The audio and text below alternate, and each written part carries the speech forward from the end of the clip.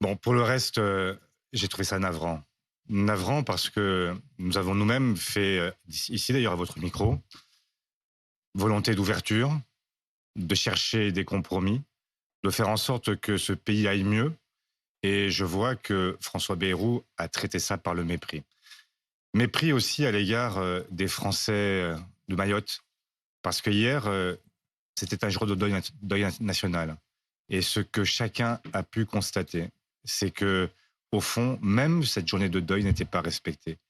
Pour quel autre département français aurait-on accepté de ne pas aller jusqu'au bout de la journée et de saturer les antennes dès le soir sur la nomination d'un nouveau gouvernement? C'est Pour vous, la minute proprement de scandaleux. silence qu'il dit avoir respectée ne suffisait pas. Il aurait dû repousser d'une journée la nomination du gouvernement. Mais est-ce que quelqu'un attendait vraiment ce gouvernement? Est-ce que quelqu'un se disait c'est absolument impératif de passer Noël avec ce nouveau gouvernement? La réponse est non. Et c'est vrai que imaginez que ce soit François Bayrou a traité le Parti Socialiste par le mépris. Bon, au moins, les mecs, la bonne nouvelle, c'est que le PS reste dans l'arc opposition. Voilà, ils sont encore dans leur arc opposition. Ils peuvent voter une censure, il n'y a pas de problème. On va attendre la rentrée. On verra s'il y aura encore de la joute verbale. Patience, tranquille les mecs, passons, patience. je sais pas, un département d'Île-de-France, un département breton, un département de quelque région que ce soit, qui aurait connu une telle tragédie, dont on ne sait même pas quel est le nombre de morts au moment où on se parle, et que ce moment-là ne soit même pas respecté. Il y a une forme de mépris. D'ailleurs, les mecs, les nombres de morts qui sont revus à la hausse, hein, je crois que là, on est sur une quarantaine de morts, si je dis pas de bêtises. Olivier Faure affirme que François Bayrou a préféré l'extrême droite à la gauche. Il estime François Bayrou s'est plié aux demandes du RN concernant la non-nomination de Xavier Bertrand au gouvernement. Le président LR de la région Hauts-de-France, Xavier Bertrand, a indiqué lundi qu'il ne fera pas partie du gouvernement de François Bayrou car formé avec l'aval de Marine Le Pen. Ok. Autre commentaire de Olivier Faure, pacte de Il est en train de non-censure. commettre la même erreur que Michel Barnier. Plutôt que de se tourner vers la gauche, de se tourner vers ceux qui ont constitué le Front républicain. Rappelons-nous quand même que le 7 juillet, il y a quand même une victoire incontestable du Front républicain. Et le Front républicain, c'est contre qui? Contre l'extrême droite. La volonté de ne pas laisser l'extrême droite gouverner.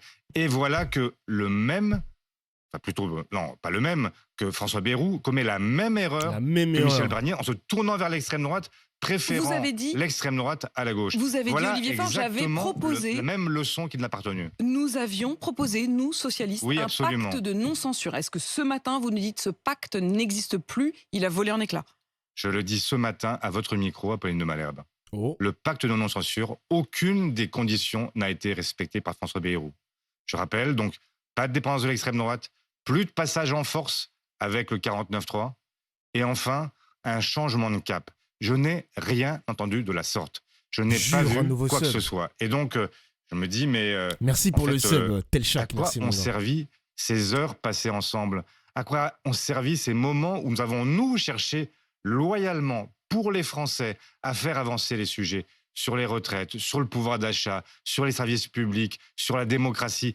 Rien de tout cela n'a été respecté. Et donc, je me dis effectivement que finalement, ces gens n'ont aucun respect pour personne, et surtout pas pour les Français, parce que quand je... Au moins, il le dit, Olivier Faure, les gars, ça fait plaisir à entendre. Les mecs, qu'est-ce que je vous ai dit il y a 2 semaines? Vous avez été médisants. Moi, je n'apprécie pas le PS, mais quand Olivier Faure parle, moi, j'écoute. Ouais, Dofla, ils vont trahir. Ne fais pas confiance à Olivier Faure. Les mecs, là, on a le discours d'un gars qui est dans l'opposition. Et en plus, sur le fond, il a raison, et même sur la forme. Quand il parle de mépris, quand il parle du fait que François Bayrou et Emmanuel Macron, complices de tout ce bordel, n'écoute toujours pas la gauche, c'est la gauche qui a gagné, c'est la gauche qui est arrivée en tête. Pour moi, quelqu'un qui arrive en tête, et même s'il n'a pas la majorité absolue, il faut quand même écouter. Ça veut dire qu'il y a une tendance des Français qui veut une politique de rupture avec le macronisme. Et cette politique de rupture est une politique de gauche, tout simplement. Mais Macron, encore une fois, n'écoute personne. Il n'écoute personne. C'est une folie quand même. Il veut juste trouver son successeur du macronisme, qui va prolonger le macronisme jusqu'en 2027 et par-delà 2027. Parce que je vais pas vous mentir les mecs, hein. Macron cherche son successeur Édouard Philippe sera là pour prolonger le macronisme à sa sauce évidemment, ou Gabriel Attal, ou une autre personne, on verra. Mais en tout cas, on s'est bien fait baiser la gueule, hein. C'est tout ce qu'il faut retenir, les mecs. On s'est fait baiser la gueule, voilà. Donc tant qu'il reste dans l'opposition, tant qu'il y a une censure possible, moi, je marche. Je marche. Gros, je suis tout seul ce soir et ton titre de stream est méga anxiogène. Mais je viens comme si j'étais irrémédiablement attiré, je sais même pas pourquoi. Oh, faites pas attention à mon titre de stream, les mecs. Faites pas attention à mon titre de stream, c'est rien, les gars, c'est rien. Au calme. Je dis ça à votre micro. Je ne le dis pas pour moi. Je n'ai jamais voulu rentrer dans ce gouvernement. Nous l'avons dit dès le départ. Nous n'étions pas en quête de quelques responsables, de quelques... Est-ce que ça veut dire... Marocains ministériels que ce soit. Est-ce que ça veut dire, Olivier Faure, on va revenir quand même sur la composition de ce gouvernement et sur le casting en quelque sorte, mais est-ce que ça veut dire que il faut tirer les conséquences de ce que vous venez de dire, il n'y a pas de pacte de non-censure, y aura-t-il donc censure? Ça veut dire qu'à ce stade, il y a un pacte de non-censure qui n'a jamais existé et qui n'existera pas parce qu'il n'y a aucune raison d'accorder quoi que ce soit à ce gouvernement. Maintenant, nous verrons ce qu'est sa réalité. Ok. Comment ça me va? Bien sûr. Ça me va. Encore du Olivier Faure. Ils ont pris les meilleures parties, tant mieux, parce que j'avais pas envie d'écouter toute la vidéo. Olivier Faure critique la panoplie de revenants au gouvernement. C'est Halloween. Les mecs, les montages que j'ai vus, les montages Walking Dead, Naruto. Moi, j'avais fait un tweet sur ça, moi, où le gouvernement est de retour parmi. Oh, c'est n'importe quoi, frère. C'est l'Edo Tensei. On a ressuscité Darmanin, Valls, Borne, Rebsamen qui était ministre sous François Hollande, Horreur Berger. Putain de merde. J'ai fait des stats. Ah ouais, 14 000 likes, 1000 RT. Putain, j'ai même pas vu, wesh. J'ai fait des stats dessus. Ah, la folie, frère. Gouvernement, résurrection, ma gueule. On attendait la nuit de Noël, on a eu celle des morts vivants. Sur les retraites, on pourrait effectivement espérer qu'il y a quelque chose qui arrive jusqu'au cerveau du Premier ministre. Il a promis, François Bayrou hier, une grande conférence sociale avec tous les partenaires sociaux autour de la table sur 6 mois. Oui, très bien. Il a parlé notamment de la retraite à points qui avait plutôt sa faveur. Mais moi, ce que j'entends, c'est qu'il a dit une chose très simple. Il a dit, soit il y a un consensus, et dans ces cas-là, je suis prêt à changer. S'il n'y a pas de consensus, on ne changera rien. Dans ces cas-là, on ne changera rien. Mais le consensus, est-ce qu'on pense vraiment le trouver? Ici, si c'est ça la règle du jeu, ceux qui veulent garder la réforme Borne feront tout pour qu'il n'y ait pas de consensus. Et dans ces cas-là, c'est tout simplement un espèce de grand leurre qui va nous amuser pendant 6 mois, et au bout de 6 mois, ce sera la même chose. Moi, Faut arrêter cette connerie. Hein. Alors, Éric Lombard, les mecs. Éric Lombard, c'est le ministre de l'économie, le nouveau ministre. Une caution de gauche à Bercy. Faut arrêter ce délire de homme de gauche. Si c'est un mec qui épouse le macronisme, qui prolonge le macronisme, ce n'est pas un mec de gauche. Faut arrêter.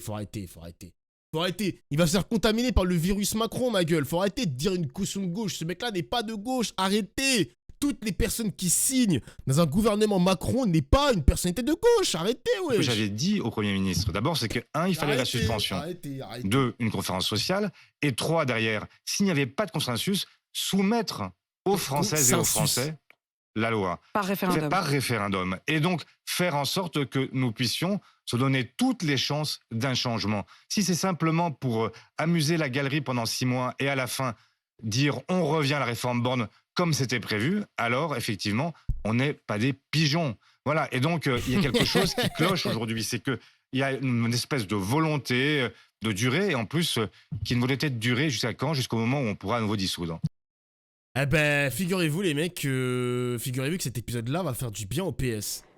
Et ça me fait un peu chier à moitié, parce que ok, c'est pas des traîtres, tant mieux si ça censure, mais ils vont sortir grandi cet épisode-là, parce que comme ils restent dans l'opposition, et ils utilisent des arguments assez factuels quand même, de sortie de la bouche de Olivier Faure, indirectement ça va les booster les mecs, hein. Ça va les booster. Attention au PS qui revient dans l'échiquier politique, parce que on pensait qu'ils allaient trahir, enfin vous en tout cas, vous pensez que ça allait trahir, vous pensez qu'ils vont se faire absorber par Macron, qu'ils allaient faire une alliance avec Macron et consorts, etc., avec les députés macronistes. Mais finalement, ils restent dans l'opposition et ils vont en sortir grandis en vrai. Hein. Je sais pas ce qu'il en pense Glucksmann de tout ça. Hein. Manuel Valls se demande si Hollande peut censurer un gouvernement avec son ancien Premier ministre. What? Attends. Mais c'est sorti d'où ça? Vous pensez que François Hollande peut censurer un gouvernement où il y a son ancien Premier ministre, son ancien ministre du Travail, son ancienne secrétaire chargée de l'aide aux victimes, se demande celui qui est désormais chargé des Outre-mer? Mais il a dit ça où, wesh? Ok, pour le porte-parole des communistes, les Français ne peuvent plus voir en peinture Darmanin et Borne. Monsieur Yann Brossa, tu peux ajouter aussi Manuel Valls, hein, finalement. Mais c'est vrai que Darmanin-Borne, c'est plus possible. Je vois pas bien ce qui permettrait au Premier ministre d'échapper à une sanction telle que celle-là. J'ai vu plein de ministres de gauche, voilà, de nouveaux ministres de gauche. Vous rigolez ou quoi? Vous avez vu cette bande de gens qui ont été pour la plupart recalés par le suffrage universel. Enfin, quand vous voyez qu'on a dans ce gouvernement les figures les plus détestées, les plus honnies, les plus haïes de la Macronie, ceux-là même dont les Français ne veulent plus, ceux qui ne peuvent plus voir en peinture. Elisabeth Borne n'est pas détestée, mais le journaliste, il est pas sérieux quand même. Vous rigolez quoi? Mais baladez-vous dans la rue, demandez aux Français ce qu'ils pensent de la... Ça m'arrive, je vous promets que ça m'arrive. Mais je vous crois, je suis pas dans les salons dorés de la République.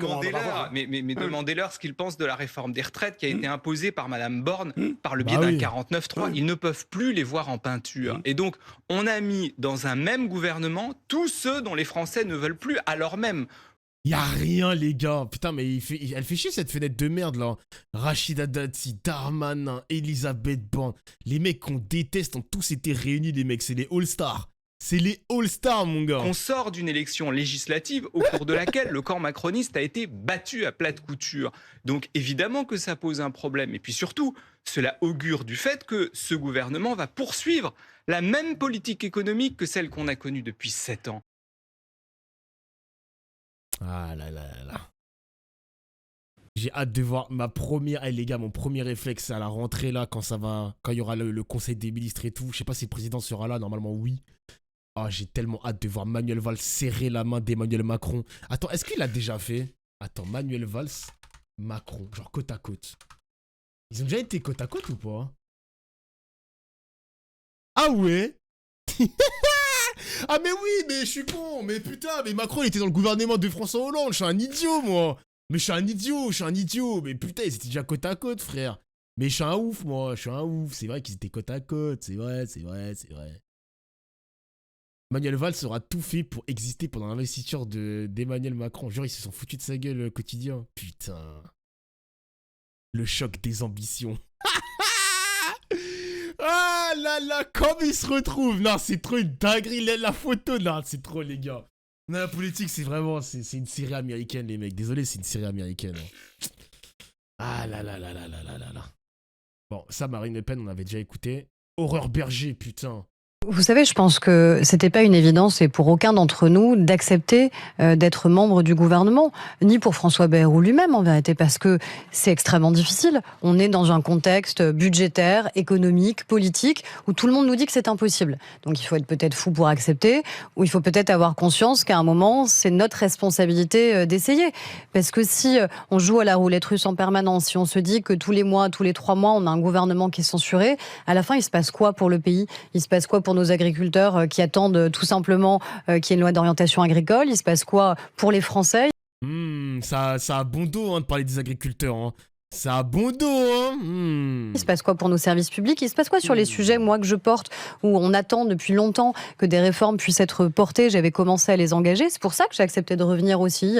Le fait que le consentement soit intégré, par exemple, dans la définition du viol, c'est pas des petits sujets. Ok. Alors, la ministre de l'Éducation nationale quitte son poste et regrette que les professeurs soient bien trop souvent critiqués. D'ailleurs, les mecs, j'ai vu un truc sur Elisabeth Borne. Elisabeth Borne reconnaît qu'elle n'est pas une spécialiste des sujets. Donc là, on parle de l'éducation. Ils ont mis un ministre de l'éducation qui n'y connaît rien en éducation. Dans quel pays on vit le chat? On est dans quel pays, frère? On est où? Je ne prétendrai pas ce matin que j'avais prévu de longue date de me retrouver devant vous. Notre pays est face à une situation politique inédite sous la Ve République, avec une Assemblée nationale plus éclatée que jamais, et un gouvernement qui a été récemment censuré. Aujourd'hui, sous l'autorité du président de la République, autour du Premier ministre François Bayrou, une nouvelle page s'ouvre. Celle-ci appelle à la responsabilité de chacune et chacun d'entre nous pour trouver la voie de la stabilité institutionnelle. Elle y connaît rien. Dans quel pays on vit, frère? Je ne suis pas une spécialiste de ces sujets. D'ailleurs, les mecs, parenthèse, les gars, je suis obligé de vous en parler. J'ai regardé le journal de Trésor ce matin sur TF1. Alors, je ne sais plus c'est quoi comme ministre. Ah, c'est le ministre des Transports, les mecs. Le ministre des Transports a su qu'il est devenu ministre à la télévision.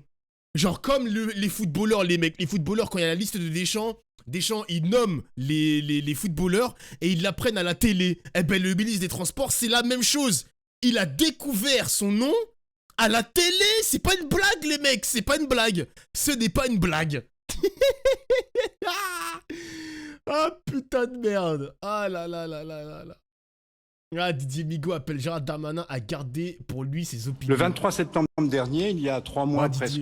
Le regretté Didier Migaud. Bon vent à toi, l'homme de gauche. L'homme de gauche. Jour pour jour, je me tenais ici devant vous, Touta, y a quoi comme sur vidéo? ce perron de l'hôtel de Bourg-Vallée, et je ne savais pas encore que j'allais y passer l'une des périodes à la fois les plus courtes et les plus heureuses de ma vie professionnelle. Je vous dis cela en conscience et du fond du cœur en m'adressant à vous, magistrats, greffiers, assistants de justice, agents pénitentiaires, personnel d'insertion et de probation, agents de la protection judiciaire de la jeunesse, personnels administratifs présents aujourd'hui ou à distance ou qui liront ce discours dans les jours qui viennent. J'ai aimé ce ministère et je le quitte à regret. J'ai aimé me plonger dans vos métiers, vos attentes, vos enjeux, lors de tous mes déplacements dans les tribunaux, dans les prisons comme dans nos écoles.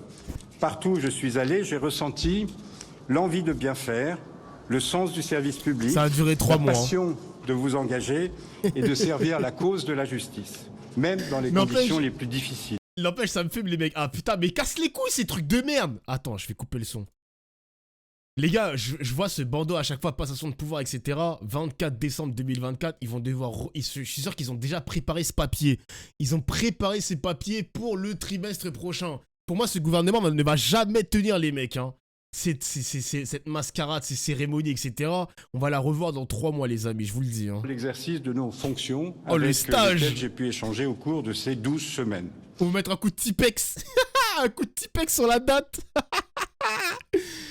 Ah, je suis mort. N'empêche, les mecs, Darmanin, il a un CV quand même. Hein. On peut détester Darmanin, mais... Alors, je ne dis pas qu'il faut respecter le CV, hein, mais il a le CV d'un potentiel futur président de la République, les mecs. Hein. Ce mec-là était... il est ministre de la Justice, il était ministre de l'Intérieur, il était ministre pour les comptes publics, je crois. En vrai, Darmanin, Bellec, il nous fait pas un truc de ouf en 2027, les mecs. Hein. Bellec, hein, il se prépare, hein, Moussan. Eh, Moussan, attention, il y a des pancakes. C'est le futur main antagoniste. Ouais, je pense que... Moi, Darmanin, il faut le surveiller, les mecs. Je vous le dis, il faut le surveiller. Darmanin promet de travailler main dans la main avec Bruno Retailleau. Putain de merde. Putain de merde. Je serai toujours aux côtés des victimes. Réconcilier les Français avec la justice dédiée. Darmanin. Monsieur le ministre, cher Didier Migaud, merci de votre accueil républicain, de votre accueil chaleureux. J'ai pour vous et pour vos équipes, évidemment, une pensée émue. Et je veux vous adresser mon respect. Nous nous connaissons depuis un certain temps, depuis que vous avez vu arriver ce jeune ministre des Comptes publics dans votre bureau de président de la Cour des comptes. Je veux, à travers vous, si vous me le permettez, avoir une pensée aussi particulière pour votre prédécesseur, Éric Dupond-Moretti, avec qui j'ai travaillé pendant plus de 4 ans, je crois, pour le bien des Français. Alors, pour le bien des Français... Quand on parle de justice laxiste, est-ce que ça a fait du bien aux Français? Je ne sais pas. Hein. C'est chiant de les relances automatiques de vidéos, là. C'est qui ça? Le ministre des Outre-mer, Alors, François-Noël Buffet juge sa tâche inachevée. Bah, évidemment, votre stage de 3 mois, monsieur. Oh putain, les mecs, on aura les premiers mots